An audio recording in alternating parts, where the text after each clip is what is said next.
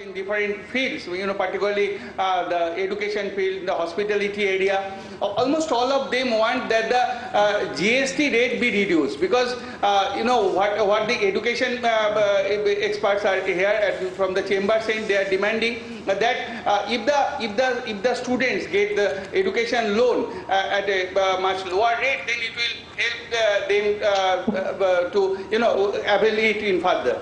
So that is the area. In the hospitality sector, they are of need that the exemption in different fields that are to be given. In equally, as you say, the Bharatmala project and the infrastructure project that are government is largely giving focus, and all these, at the same time, what we see that the government is aligning with the private sectors, and as it is being done in all areas, starting from the health to hospitality, from all peripheries of the economic activities. So they want that somehow or other this GST rate should be revised and it must be lowered. That will help the people in general and the industry particularly. Okay, let's also head across to Mumbai, where Shama joins us. Shama, purely from a market perspective, what are the market experts, expecting from this particular interim budget? You said that it's an interim budget, and markets know that it's an interim budget, and looking at the performance currently, they know that there'll be no major significant changes that will be done starting at 11 a.m. When she starts announcing the interim budget. But they said again, we also know for the fact that the heavyweights, like the Reliance, L&T and other companies, they would also be keenly or closely watching the entire happening, and with that the investors or the intraday traders would also be closely watching all these actions, what sector specific announcements would be happening, so that they can have their hands on the benefits as that happens.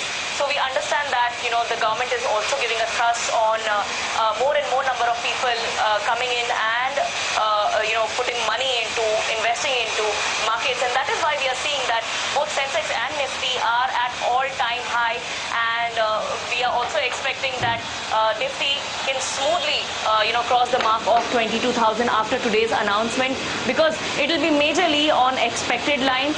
The major expectation is that there will be no major expectation, and that is what the market already knows. But given the fact that this is an election year, they are expecting that there will be some lucrative announcements going on, and that also would be closely watched by the markets. But yes, we said again that both Sensex and Nifty are trading in green, and as we've already mentioned that this year we are expecting that both Sensex and Nifty will touch or cross more number of record highs.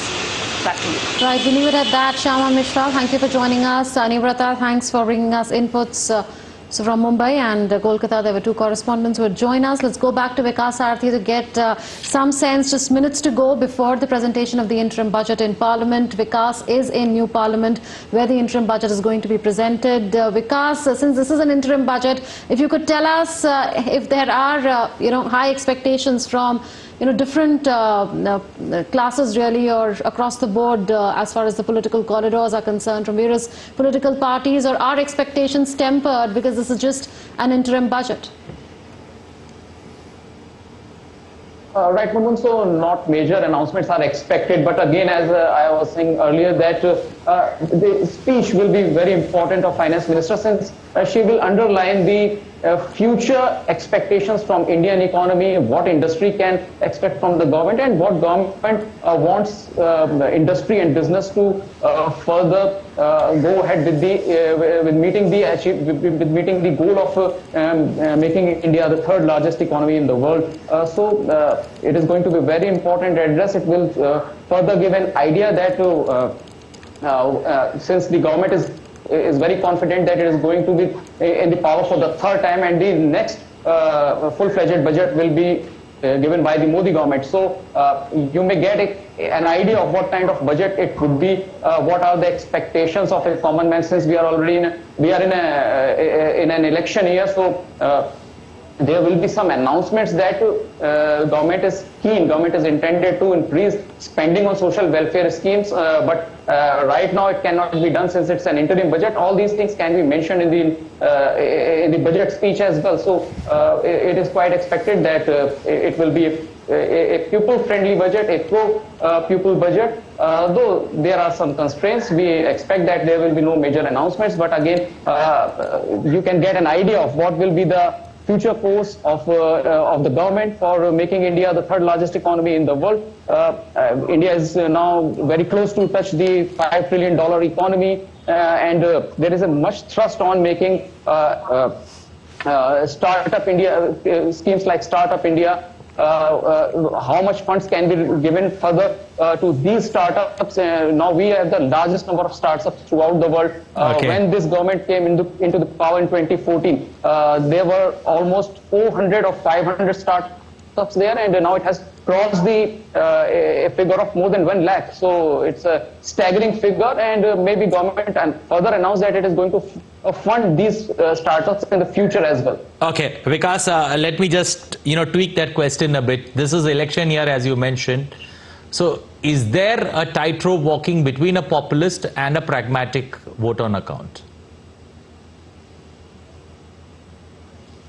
Certainly, Anil, there will be announcements which will be pro-public, which will be pro-poor, you can say, since Prime Minister, in his opening remark, when he addressed the media, he clearly said that our government is has a focus on some specific areas, particularly women empowerment, pro-poor policies, and we have seen in the past as well that the government is providing free ration for almost now 85 crore families. 85 crore people. So these kind of announcements have already been made in the past, and we expect that in the future also government's thrust will be on social welfare schemes further. The social welfare schemes cannot be ignored, though even we speak about making India the third largest economy, but the main issue is that unless we make our consumer powerful enough to consume these products which are being provided by these startups. So they are also a very important aspect. They are a very important part of making India a $5 trillion economy and making India the third largest economy in the world. So there will be certainly much thrust upon social welfare scheme in the interim budget as well. Okay, we leave it there. Thank you. Appreciate you joining us there live. That's where all the action is. We're going to come back across the day for more inputs from your end. Yes, so Mr. Gupta, this is an interim budget, but the government can still look ahead, and we've generally seen the government looking ahead to the next few decades. Do you expect some sort of policy guidance for maybe the next decade or the next decade or two in the interim budget? So government has completed 10 years and is getting into the new election. So government would like to give its mindset regarding the future. Other than election, it's the economic and financial things which also government has to project to the people at large, that what are they thinking about it. So I believe government has done integrating internationally with international other countries, economies, and by making easier path between them and us. Earlier there was a silos as to currency, as to the goods movement even. That has been given a good push. I believe next government will give its mindset as to ease of movement. There are countries in Southeast Asia where the cargo movement is 4 to 5 times than us. As of now, it's all been impetus on remanufacturing and supplying. Since last 4-5 years, since FTWZ and mover has come up, it is seeming that government is also giving its mindset towards trading. That we being in Southeast Asia and Southeast Asia being a big consumer in terms of numbers, and we have been focusing on selling our own manufactured goods only without coupling it with the other trading goods.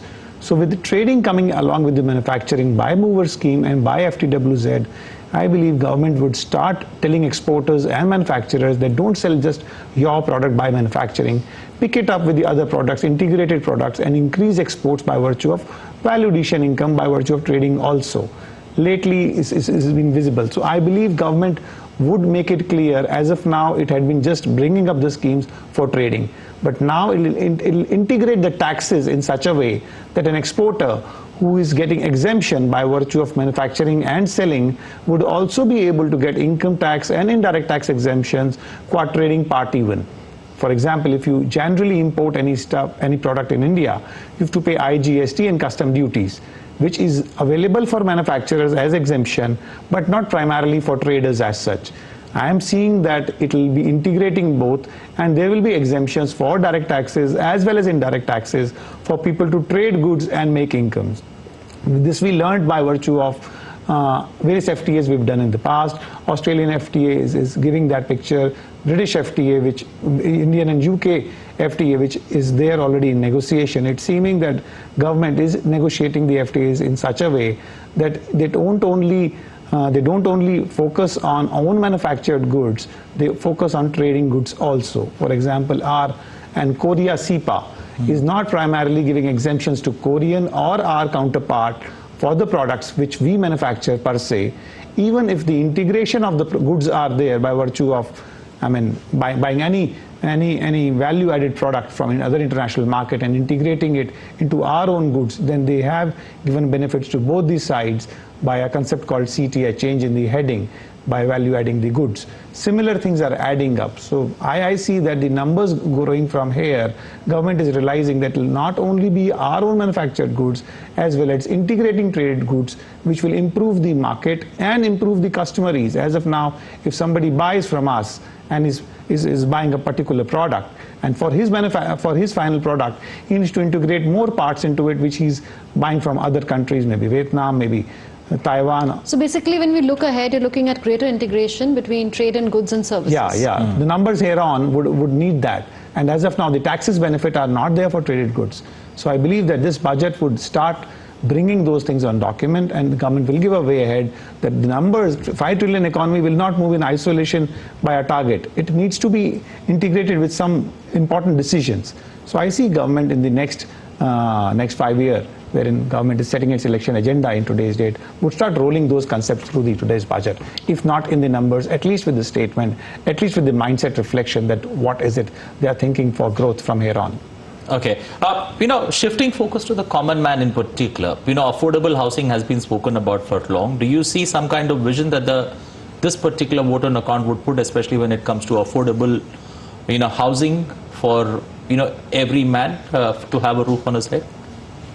Credit is very important for affordable housing. Even if the houses are cheaper in affordable housing, where in a lot of state governments, especially Rajasthan and Haryana, have been putting a lot of focus on affordable housing. How they do it is when they give a license for urbanization, so in that only they put conditions that at least 25%, 20% houses have to be made in the affordable sector, wherein the demand has not been there for the reason that the easier credit is also required for the people who are purchasing it.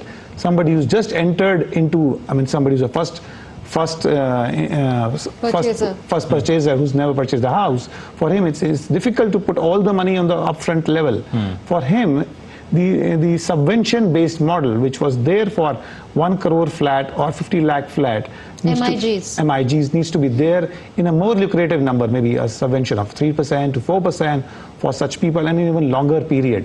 In those people who are buying for the house for the first time, it is important not to have any psychological pressure. Generally, home loans are 6-7 years. They need to have 10-12 years.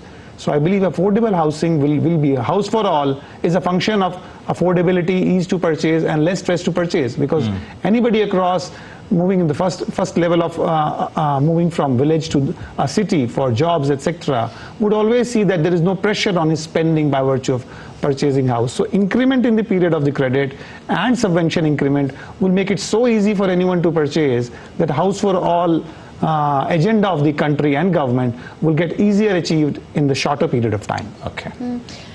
In terms of education and skilling, we've seen a lot of focus in the review also by the Chief Economic Advisor.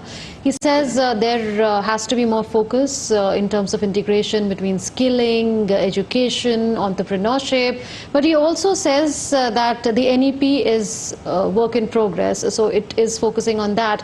Yet when he looks ahead into the future challenges, this again, he says the skilling gaps is a future challenge going forward, needs reforms. So do you think that this could also be a focus area? So Skill India has led to definition of all the processes in all manufacturing by calling it to be a NOS.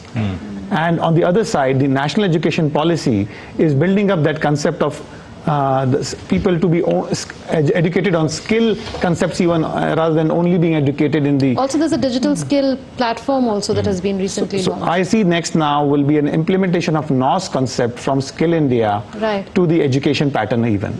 Absolutely, and as we know, the countdown is almost getting over. It's 11 in the morning.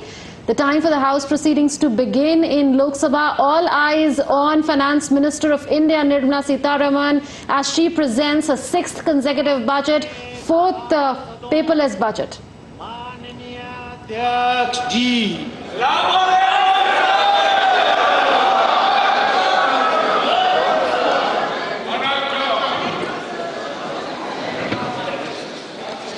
माननीय सदस्यगण, आपको bulletin भाग 2 के माध्यम से पहले ही सूचित किया गया है कि माननीय वित्त मंत्री जी के बजट भाषण की प्रतियां आपको हार्ड कॉपी के रूप में उपलब्ध कराई जाएगी। अतः बजट प्रस्तुत हो जाने के पश्चात माननीय सदस्य बजट भाषण की प्रति प्रकाशन काउंटर से प्राप्त कर सकते हैं। आपको ये भी सूचित किया जाता है कि माननीय मंत्री द्वारा बजट प्रस्तुत किए जाने के पश्चात उसे मेंबर पोर्टल पर भी उपलब्ध करा दिया जाएगा। माननीय वित्त मंत्री जी,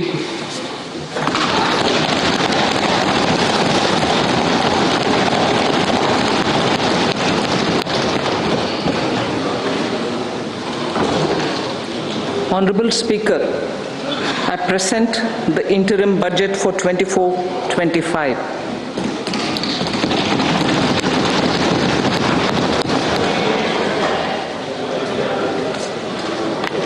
The Indian economy has witnessed profound positive transformation in the last 10 years.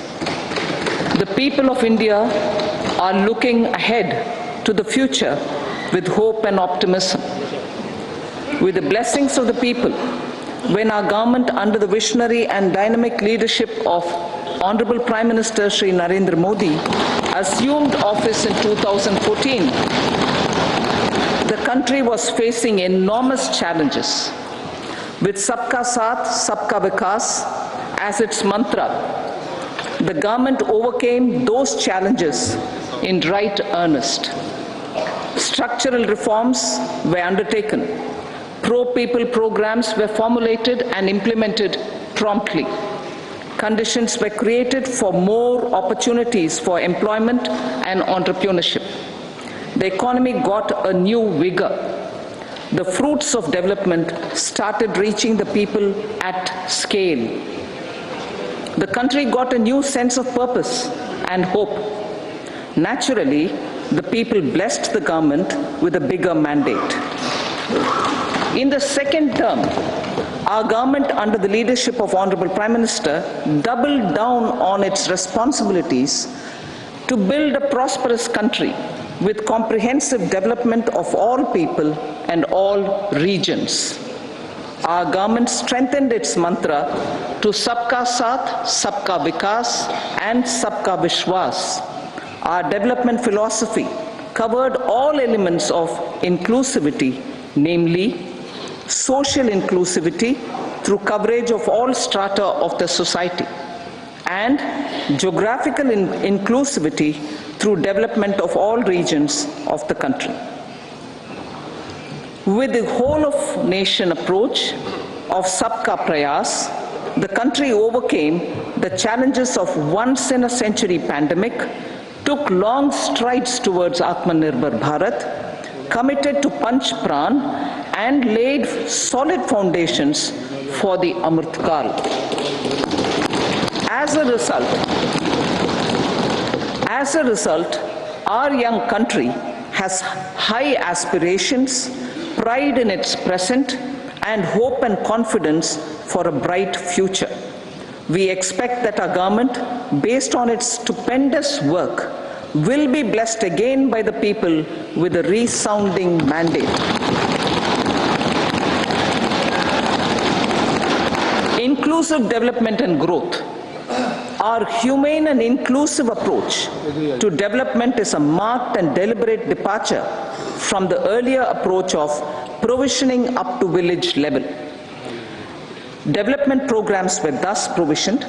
In the last 10 years, however, have targeted each and every household and individual through housing for all, Har Ghar Jal, electricity for all, cooking gas for all, bank accounts and financial services for all in record time.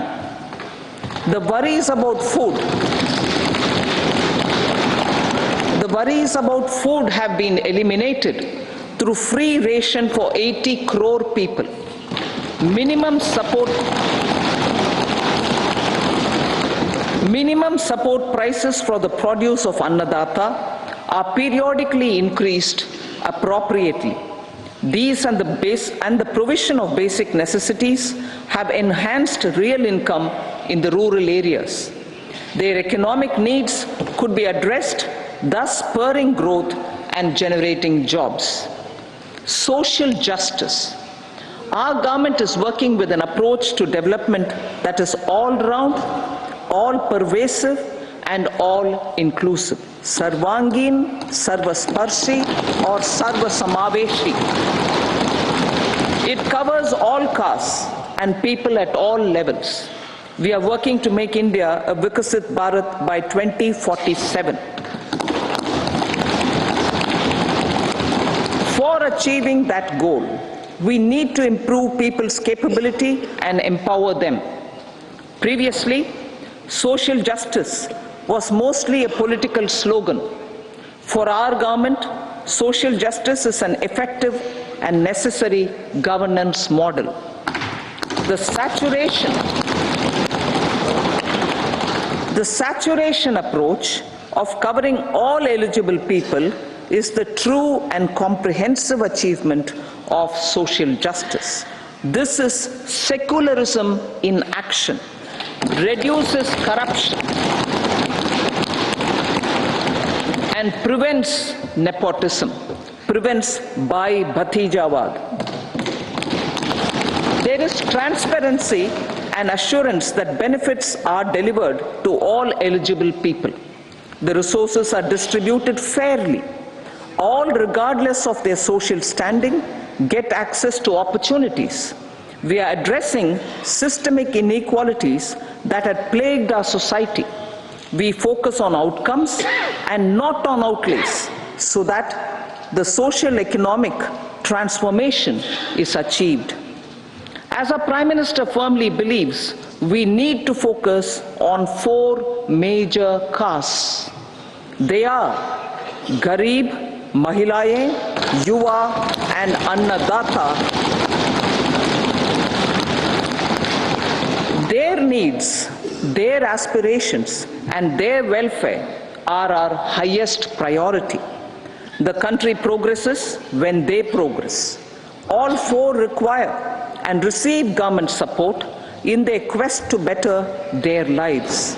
Their empowerment and well-being will drive the country forward. Garib Kalyan, Desh Ka Kalyan. We believe in empowering the poor. The earlier approach of tackling poverty through entitlements had resulted in very modest outcomes. When the poor became empowered partners in the development process, government's power to assist them also increases manifold. With the pursuit of Sabka Saath, in these 10 years, the government has assisted 25 crore people to get freedom from multi-dimensional poverty. Our government's efforts are now getting synergized with energy and passion of such empowered people. This is truly elevating them from poverty. Direct benefit transfer of 34 lakh crore rupees from the government using PM Jan Dhan accounts has led to savings of 2.7 lakh crores of rupees for the government. This savings has been realized through avoidance of leakages prevalent earlier.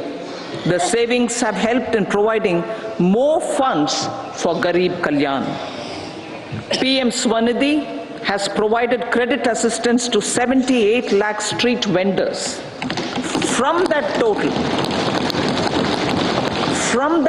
of 78 lakh street vendors, 2.3 lakh have received credit for the third time. PM Jan-Man Yojana reaches out to the particularly vulnerable tribal groups who have remained outside the realm of development so far. PM Vishwakarma Yojana provides end-to-end support to artisans and craftspeople engaged in 18 trades. The schemes for empowerment of Divyangs and transgender persons reflect firm resolve of our government to leave no one behind. Welfare of Annadata. Farmers are our Annadata. Every year under PM Kisan Samman Yojana, direct financial assistance is provided to 11.8 crore farmers, including marginal and small farmers. Crop insurance is given to 4 crore farmers under PM Fasal Bima Yojana. These, besides several other programs, are assisting Annadata in producing food for the country and for the world. Electronic National Agricultural Market has integrated 1,361 mandis and is providing services to 1.8 crore farmers with trading volume of 3 lakh crores of rupees. The sector is poised for inclusive, balanced, higher growth and productivity. These are facilitated from farmer-centric policies, income support, coverage of risks through price and insurance support, promotion of technologies and innovations through startups. Empowering the Amrit PD, the Yuva. Our prosperity depends on adequately equipping and empowering the youth. The National Education Policy 2020 is ushering the transformational reforms. PM Schools for Rising India, PM Shri, are delivering quality teaching and nurturing holistic and well-rounded individuals. The Skill India mission has trained 1.4 crore youth, upskilled and reskilled 54 lakh youth, and established 3,000 new ITIs. A large number of institutions of higher learning, namely 7 IITs, 16 triple ITs, 7 IIMs, 15 AIMS, and 390 universities have been set up. PM Mudra Yojana has sanctioned 43 crore loans aggregating to 22.5 lakh crores of rupees for entrepreneurial aspirations of our youth. Besides that, Fund of Funds, Startup India and Startup Credit Guarantee schemes are assisting our youth. They are also becoming Rozgar Data. The country is proud of our youth scaling new heights in sports. The highest ever medal tally in Asian Games and Asian Para Games in 2023 reflects a high confidence level.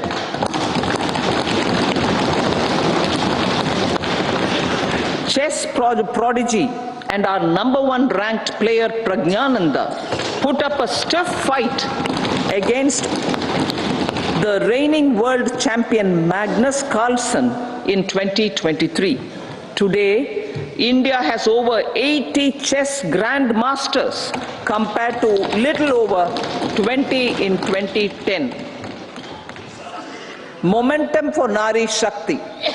The empowerment of women through entrepreneurship, ease of living, and dignity for them has gained momentum in these 10 years.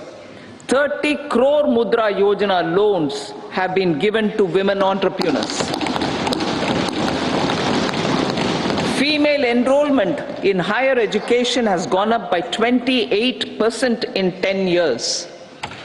In STEM courses, girls and women constitute 43% of enrollment, one of the highest in the world. All these measures are getting reflected in the increasing participation of women in workforce.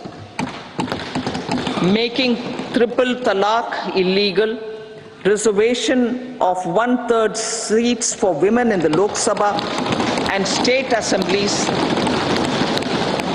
and giving over 70% houses under PM Awas Yojana in rural areas to women,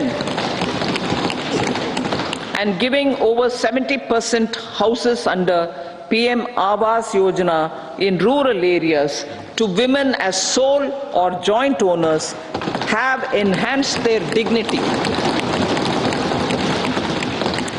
Exemplary track record of governance, development and performance. Besides delivering on high growth in terms of gross domestic product, the government is equally focused on a more comprehensive GDP, that is, governance, development and performance. Our government has provided transparent, accountable, people-centric and prompt, trust-based administration with citizen-first and minimum government, maximum governance approach. The impact of all-round development is discernible in all sectors. There is macroeconomic stability, including in the external sector. Investments are robust. The economy is doing well. People are living better and earning better, with even greater aspirations for future. Average real income of the people has increased by 50%. Inflation is moderate. People are getting empowered, equipped, and enabled to pursue their aspirations. There is effective and timely delivery of programs and of large projects. Economic management. The multi-pronged economic management over the past 10 years has complemented people-centric, inclusive development. Following are some of the major elements. 1. All forms of infrastructure, physical, digital, or social, are being built in record time.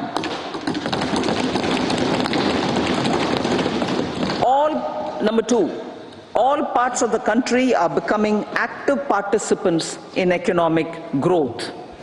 Number 3, digital public infrastructure, a new factor of production in the 21st century, is instrumental in formalization of the economy.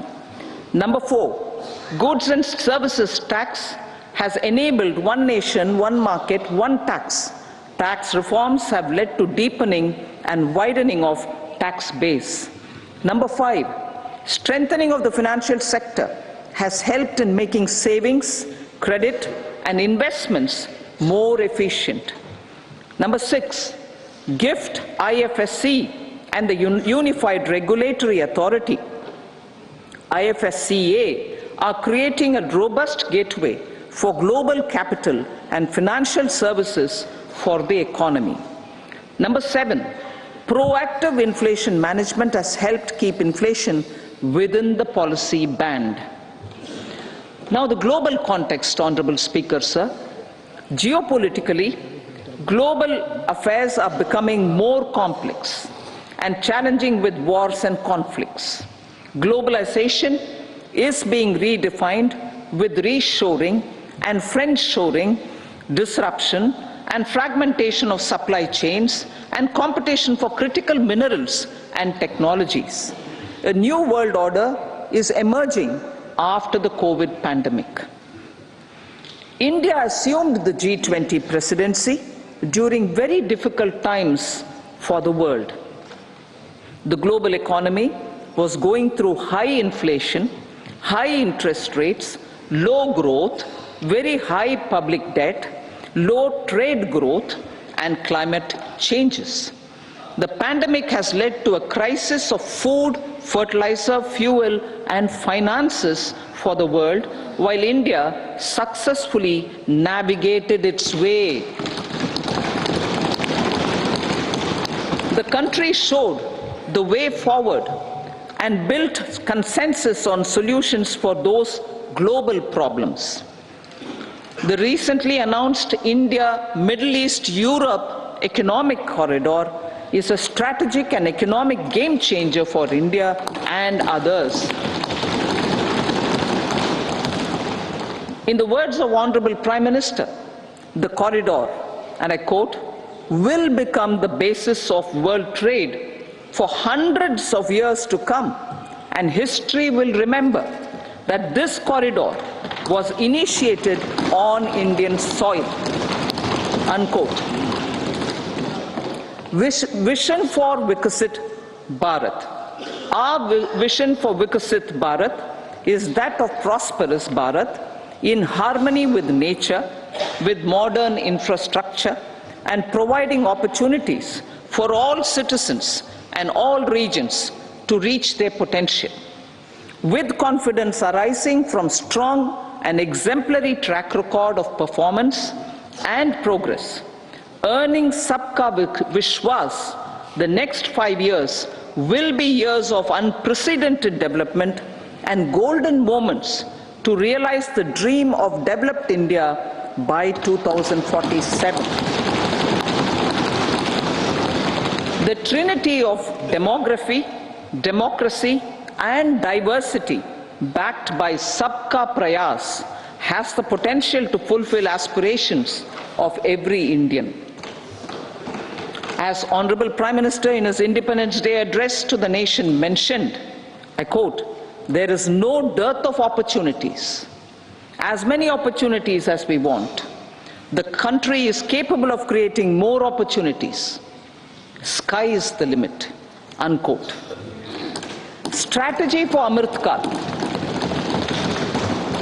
Our government will adopt economic policies that foster and sustain growth, facilitate inclusive and sustainable development, improve productivity, create opportunities for all, help them enhance their capabilities, and contribute to generation of resources to power investments and fulfill aspirations.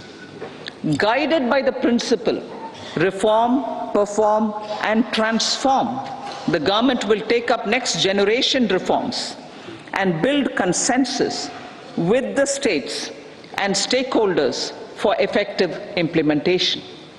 It is an important policy priority for our government to ensure timely and adequate finances, relevant technologies, and appropriate training for the micro, small, and medium enterprises, MSMEs, to grow and also compete globally. Orienting the regulatory environment to facilitate their growth will be an important element of this policy mix. Aligning with the Panchamrit goals, our government will facilitate sustaining high and more resource-efficient economic growth. This will work towards energy security in terms of availability, accessibility, and affordability. For meeting the investment needs, our government will prepare the financial sector in terms of size, capacity, skills, and regulatory framework. Aspirational Districts Program. Our government stands ready to assist the states in faster development of aspirational districts and blocks, including generation of ample economic opportunities. Development of the East. Our government will pay utmost attention to make the eastern region and its people a powerful driver of India's growth.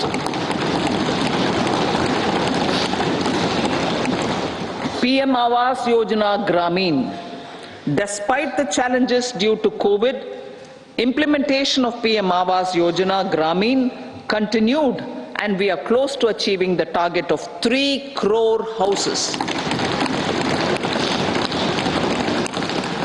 2 crore more houses will be taken up in the next 5 years to meet the requirement arising from increase in the number of families. Rooftop solarization and Muft Bijli. Through rooftop solarization, 1 crore households will be enabled to obtain up to 300 units free electricity every month. This scheme follows the resolve of Honorable Prime Minister on the historic day of consecration of Sri Ram Mandir in Ayodhya. Following benefits are expected. Savings up to 15 to 18,000 rupees annually for households from free solar electricity and selling the surplus to the distribution companies. Charging of electric vehicles. Entrepreneurship opportunities for a large number of vendors for supply and installation. Employment opportunities for the youth with technical skills in manufacturing, installation, and maintenance. Housing for middle class. Our government will launch a scheme to help deserving sections of the middle class, and I quote from Honorable Prime Minister's words, living in rented houses or slums or chawls and unauthorized colonies, unquote, to buy or build their own houses. Medical colleges. Several youth are ambitious to get qualified as doctors. They aim to serve our people through improved healthcare services. Our government plans to set up more medical colleges by utilizing the existing hospital infrastructure under various departments. A committee for this purpose will be set up to examine the issues and make relevant recommendations. Cervical cancer vaccination. Our government will encourage vaccination for girls in the age group of 9 to 14 years for prevention of cervical cancer. Maternal and child health care. Various schemes for maternal and child care will be brought under one comprehensive program for synergy in implementation. Upgradation of Anganwadi centers under Saksham Anganwadi and Poshan 2.0 will be expedited for improved nutrition delivery, early childhood care and development. The newly designed U-Win platform for managing immunization and intensified efforts of Mission Indradhanush will be rolled out expeditiously throughout the country. Ayushman Bharat. Healthcare cover under Ayushman Bharat scheme will be extended to all ASHA workers, to all Anganwadi workers and helpers. Agriculture and food processing. The efforts of value addition in agriculture sector and boosting farmers' incomes will be stepped up. Pradhan Mantri Kisan Sampada Yojana has benefited 38 lakh farmers and generated 10 lakh employment. Pradhan Mantri Formalization of Micro Food Processing Enterprises Yojana has assisted 2.4 lakh SHGs and 60,000 individuals with credit linkages. Other schemes are complementing the efforts for reducing post-harvest losses and improving productivity and incomes.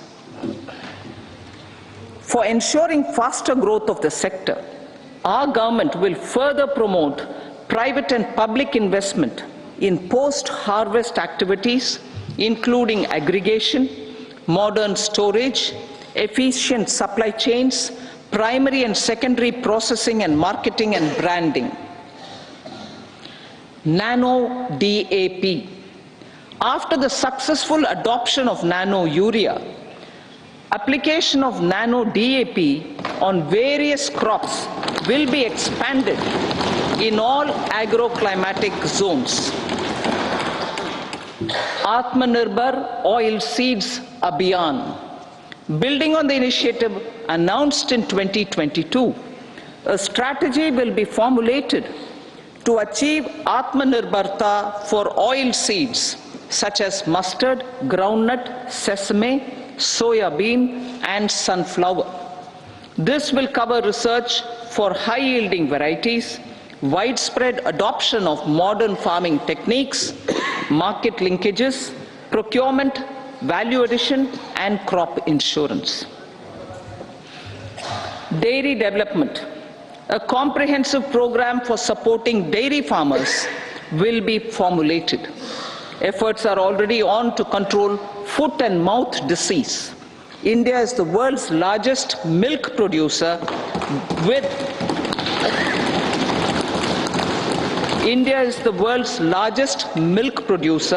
but with low productivity of milch animals. The program will be built on the success of existing schemes such as Rashtriya Gokul Mission, National Livestock Mission, and infrastructure development funds for dairy processing and animal husbandry. Matsya Sampada. It was our government which set up a separate department for fisheries, realizing the importance of assisting fishermen.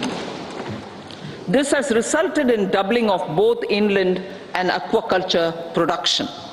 Seafood exports since 2013-14 has also doubled. Implementation of Pradhan Mantri Matsya Sampada Yojana will be stepped up to 1. Enhance aquaculture productivity from existing 3 to 5 tons per hectare. 2.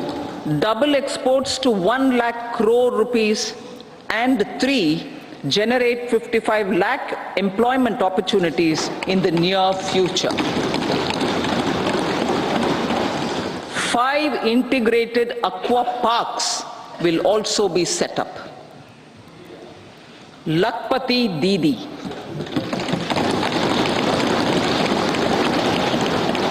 83 lakh SHGs.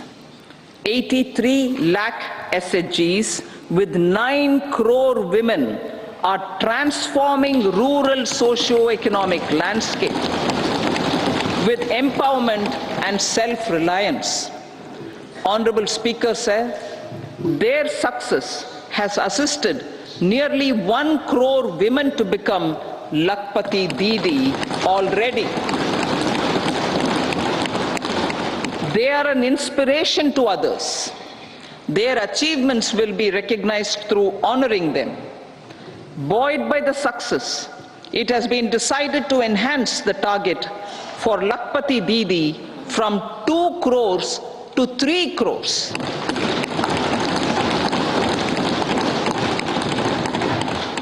Technological changes, new age technologies and data are changing the lives of people and businesses.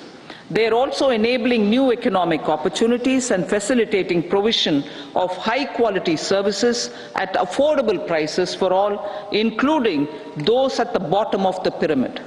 Opportunities for India at the global level are expanding. India is showing solutions through innovation and entrepreneurship of its people. Research and innovation for catalyzing growth, employment, and development. Prime Minister Shastri, Prime Minister Lal Bahadur Shastri gave the slogan of Jai Jawan, Jai Kisan. Prime Minister Vajpayee, Atal Bihari Vajpayee ji, made that Jai Jawan, Jai Kisan, Jai Vigyan. Prime Minister Modi has furthered that to Jai Jawan, Jai Kisan, Jai Vigyan, and Jai Anusandhan, as innovation is the foundation of development. For our tech-savvy youth, this will be a golden era. A corpus of 1 lakh crore rupees will be established with 50-year interest-free loan provided. The corpus will provide long-term financing or refinancing with long tenors and low and or nil.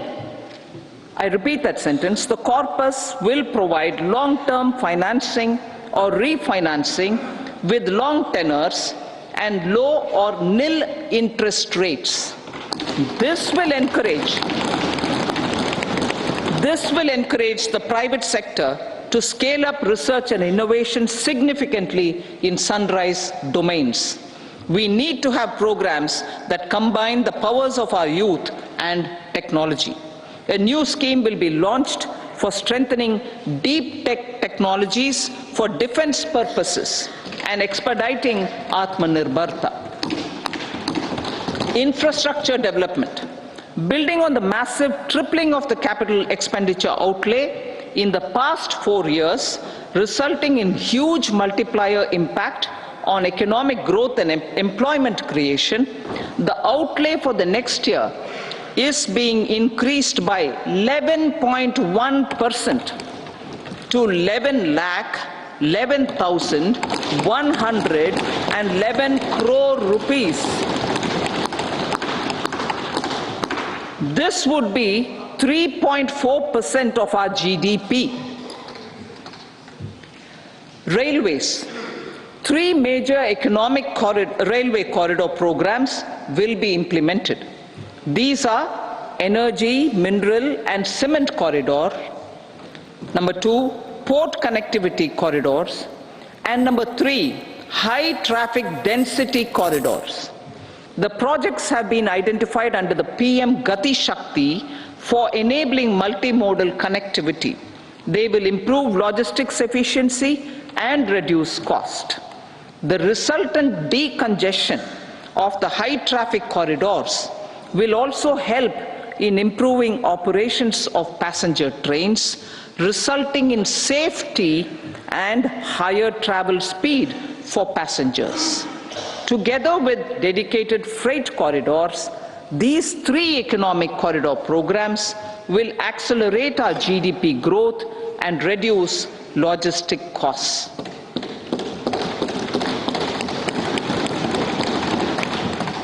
40,000 normal rail bogies will be converted to Vande Bharat standards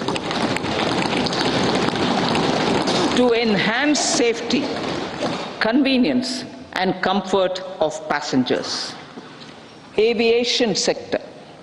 The aviation sector has been galvanized in the past 10 years. Number of airports have doubled to 149. Rollout of air connectivity to Tier 2 and Tier 3 cities under UDAN scheme has been widespread. 517 new routes are carrying 1.3 crore passengers. Indian carriers have proactively placed orders for over 1,000 new aircrafts. Expansion of existing airports and development of new airports will continue expeditiously. Metro and Namo Bharat. We have a fast expanding middle class and rapid urbanization is taking place. Metro rail and Namo Bharat can be the catalyst for the required urban transformation. Expansion of these systems will be supported in large cities focusing on transit-oriented development. Green energy. Towards meeting our commitment for net zero by 2070, the following measures will be taken. Viability gap funding will be provided for harnessing offshore wind energy, potential for initial capacity of 1 gigawatt. Coal gasification and liquefaction capacity of 100 metric tons will be set up by 2030.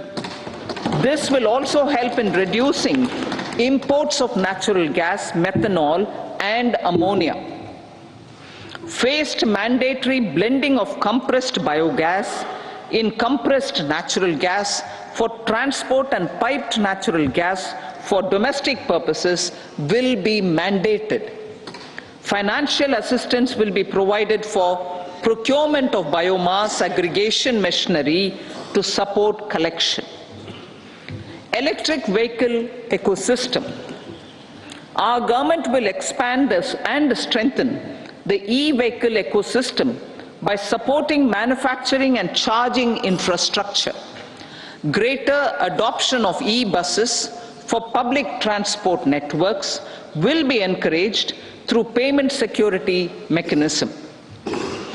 Biomanufacturing and biofoundry. For promoting green growth, a new scheme of biomanufacturing and biofoundry will be launched. This will provide environment-friendly alternatives such as biodegradable polymers, bioplastics, biopharmaceuticals, and bioagri inputs. This scheme will also help in transforming today's consumptive manufacturing paradigm to the one based on regenerative principles. Blue Economy 2.0. For promoting climate resilient activities for Blue Economy 2.0, a scheme for restoration and adaptation measures and coastal aquaculture and mariculture with integrated and multi-sectoral approach will be launched. Comprehensive development of tourist centers. The success of organizing G20 meetings in 60 places presented diversity of India to global audience. Our economic strength has made the country an attractive destination for business and conference tourism. Our middle class also now aspires to travel and explore. Tourism, including spiritual tourism, has tremendous opportunities for local entrepreneurship. States will be encouraged to take up comprehensive development of iconic tourist centers, branding and marketing them at global scale. A framework for rating of the centers based on quality of facilities and services will be established. Long-term interest-free loans will be provided to states for financing such development on matching basis. To address the emerging fervor for domestic tourism, Honorable Speaker, sir, projects for port connectivity, tourism infrastructure, and amenities will be taken up on our islands, including Lakshadweep. This will help in generating employment also. Promoting investments. The FDI inflow during 2014 to 23 was $596 billion US, marking a golden era. That is twice the inflow during 2005 to 14. For encouraging sustained foreign investment, we are negotiating bilateral investment treaties with our foreign partners in the spirit of First Develop India. FDI is First Develop India.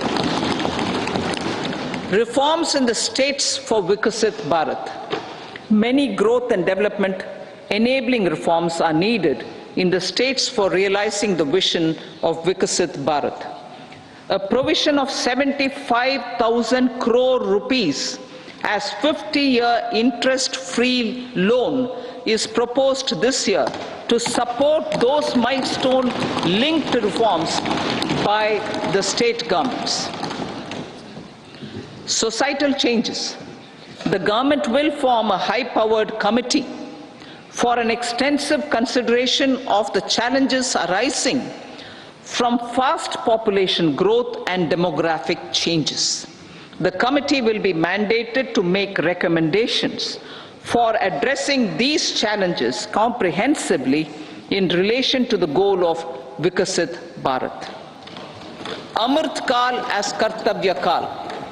Our government stands committed to strengthening and expanding the economy with high growth and to create conditions for people to realize their aspirations. Honorable Prime Minister in his Independence Day address to the nation in the 75th year of our Republic said, and I quote, "We commit ourselves to national development with new inspirations, new consciousness, new resolutions as the country opens up immense possibilities and opportunities. It is our Kartavya Kal." Unquote. Every challenge of the pre-2014 era was overcome through our economic management and our governance. These have placed the country on a resolute path of sustained high growth. This has been possible through right policies, true intentions, and appropriate decisions. In the full budget in July, Honorable Speaker, our government will present a detailed roadmap for our pursuit of Vikasit Bharat.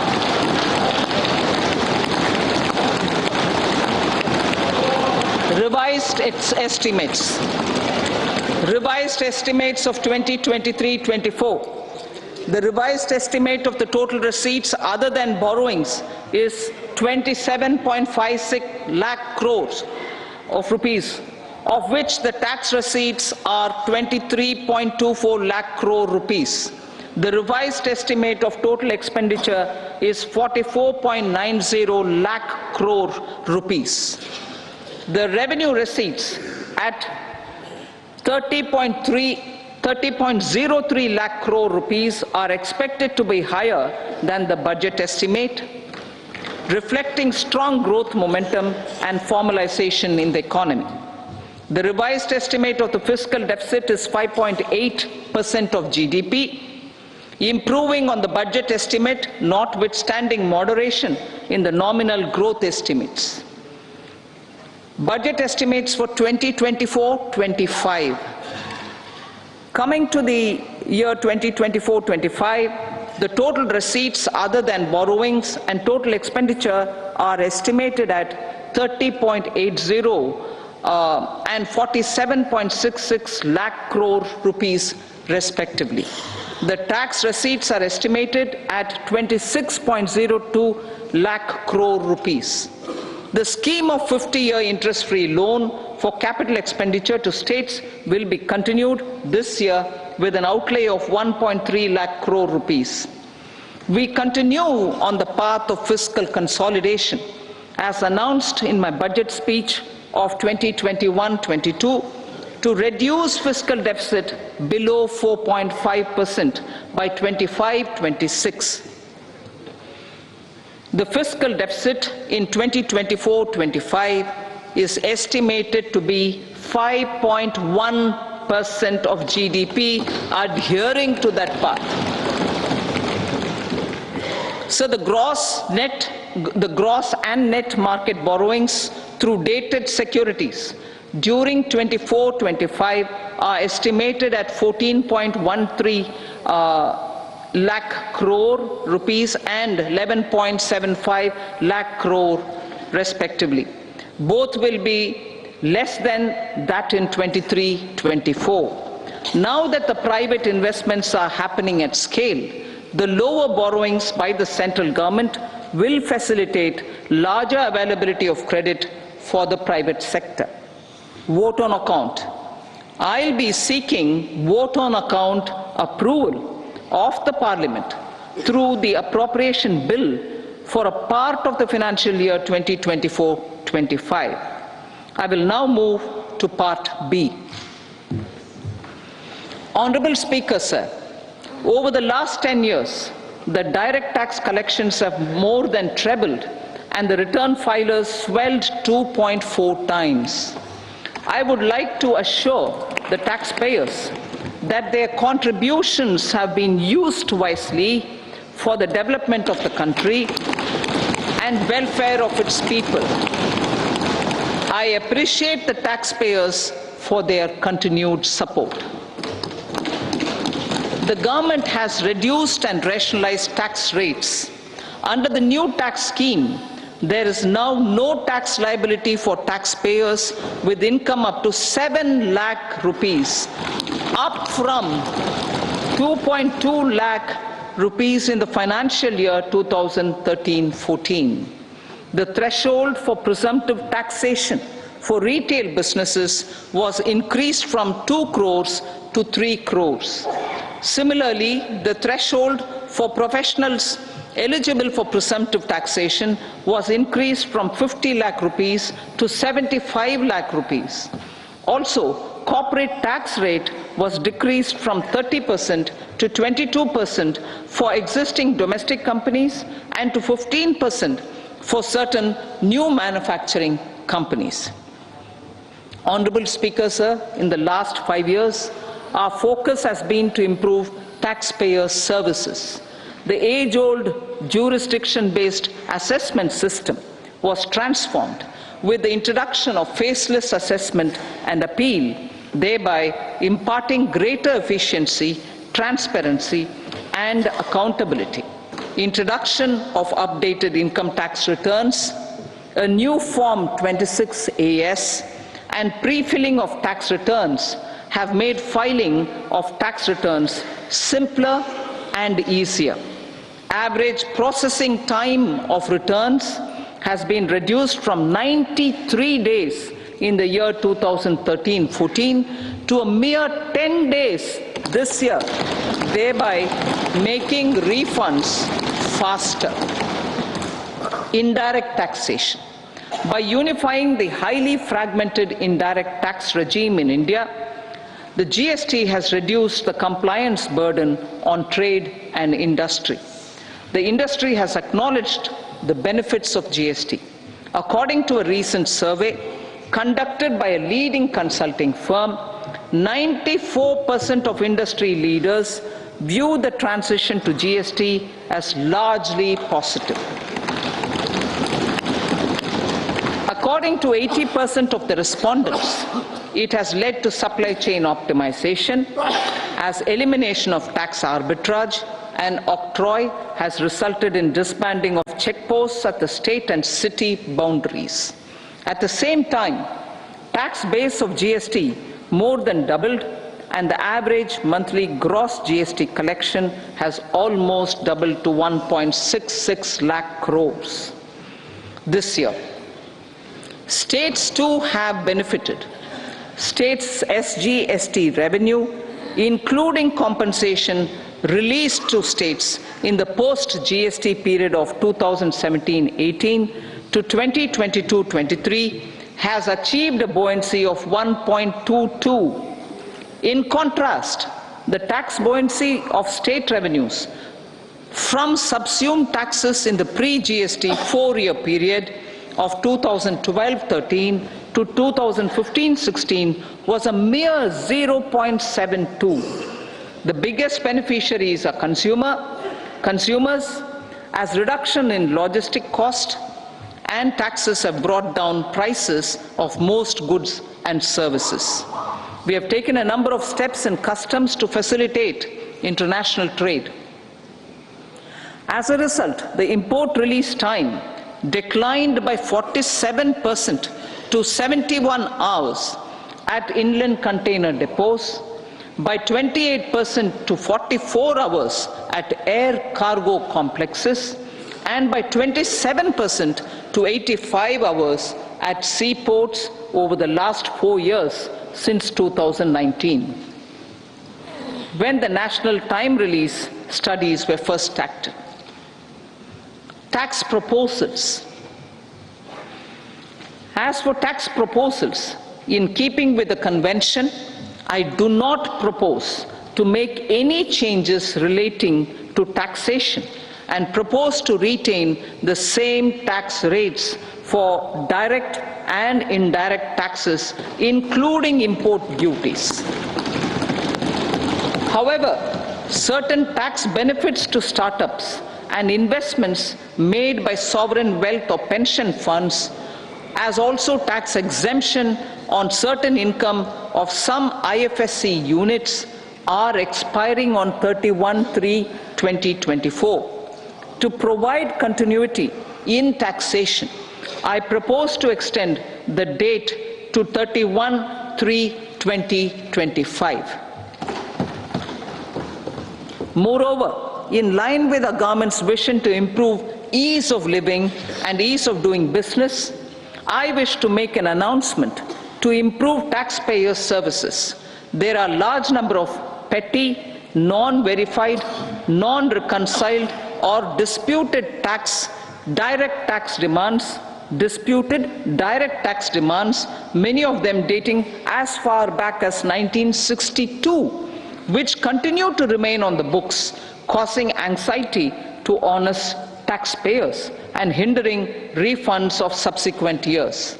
Honorable Speaker, sir, I propose to withdraw such outstanding direct tax demands up to 25,000 rupees pertaining to the period up to financial year 2009-10 and up to 10,000 rupees for financial years 2010-11 to 2014-15. This is expected to benefit about 1 crore taxpayers. 1 crore taxpayers would benefit out of this. Economy then and now. In 2014, when our government assumed the reins, the responsibility to mend the economy step by step and to put the governance systems in order was enormous. The need of the hour was to give hope to the people, to attract investments, and to build support for the much-needed reforms. The government did that successfully, following a strong belief of nation first. The crisis of those years has been overcome, and the economy has been put firmly on a high, sustainable growth path with all-round development. It is now appropriate to look at where we were then. I repeat, it is now appropriate to look at where we were then till 2014 and where we are now, only for the purpose of drawing lessons from the mismanagement of those years. The government will lay a white paper on table of the House.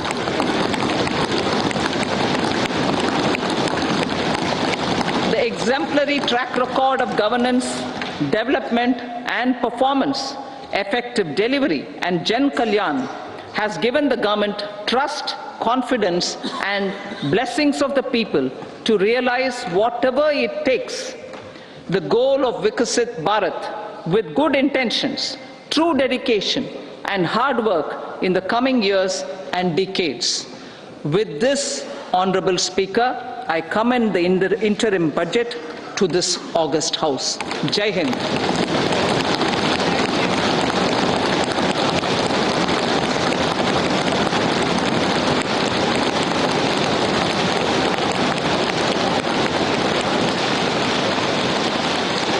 Item number 2 Shrimati Nirmala Sitharaman जी।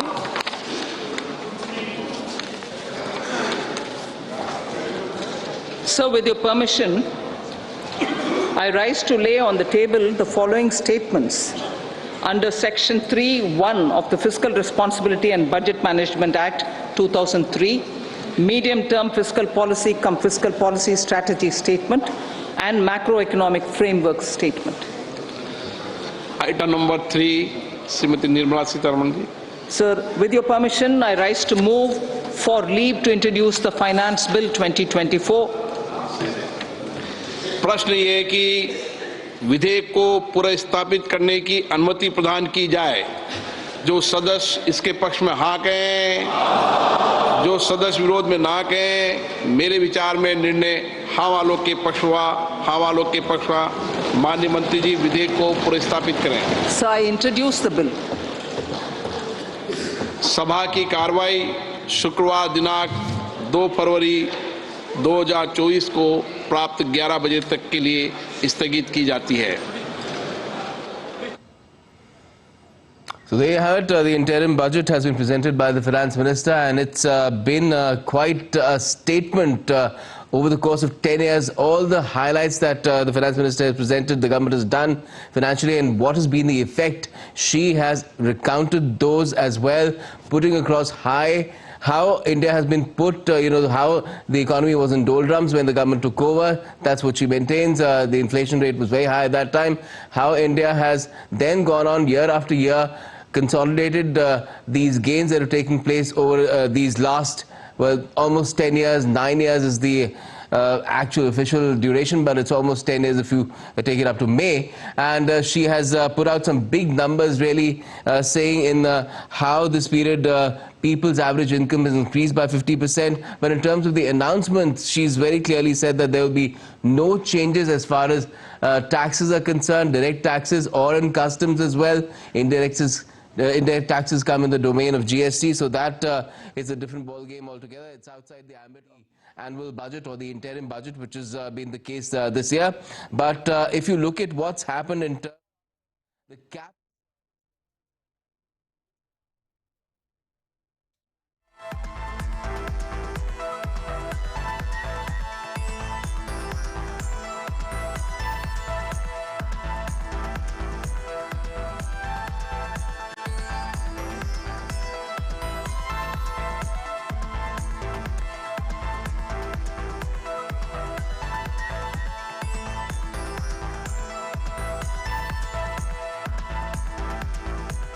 సమస్త క్రీడల సమాహారం sports round up మీ దూరదర్శన్ యాదగిరిలో ప్రతి శనివారం ఉదయం 10 గంటలకు, ప్రతి ఆదివారం